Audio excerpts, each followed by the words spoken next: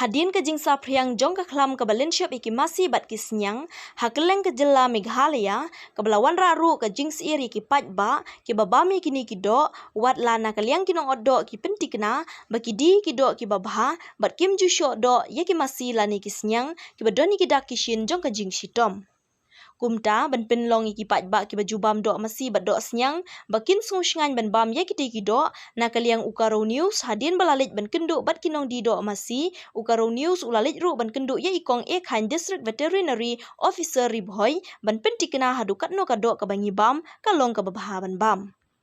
Kat kum na i Dr. Khan, layat hu baladangi syat baha bat saj baha kalong ke basngan ban bam ye kite kido. Henry, laken turu ye kinong di do ban di, da kido jong ki merat ki bakot bakhya, namar kamlong ke babha ban syudi klem perkat iki pajba ki babam ye kite kido. Ni ka jimpang senyang ka jimpang masih. Ti lada ki ot hi ki masih lane ki senyang ki basaj baklan, la hi ban bam. La hi ban bam mo namar bakani kam dadai ka contagious disease kan ban ong ban na ubrio kan bit saki jingri lane na ki jingri kan bit saki brio kam dan kum kata mo ti lada ngila set bha ngi set bha saj bha set bha kam ni le ngila ban bam tang ba nakaliang jonggi liang jong arung akwa hi ban ong ye ki ni ki nong so do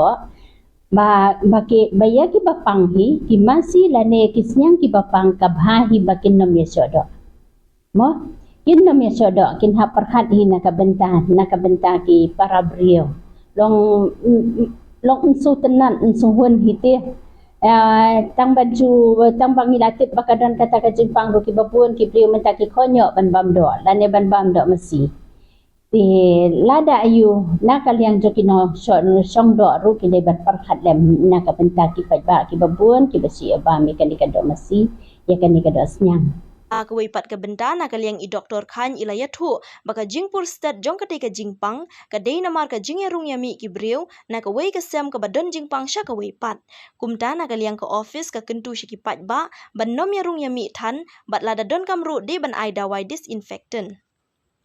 bat layo jing tip ru bahari boy kumba shispa arpu arteli kishnong kibla syakta ha kane ka klam kani ka jing pur te kadan kampha ban ayu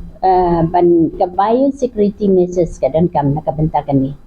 mo kada tarai ba ndai ban sya ban yarung nakawai kasem sya kawai kasem tarai nakatu utrai jo katu kasem ka blayu apang dai ban net sya kasem jong ki ba jong ka itu ki masih lan kisnyang ki bedangkon namar lada ulen try na koi kasem kilet na kani ka infected shed nei kilet sa koi pat kasem ka ba dang side dang klan uto ula ban ayu ban kari ban bara jingpang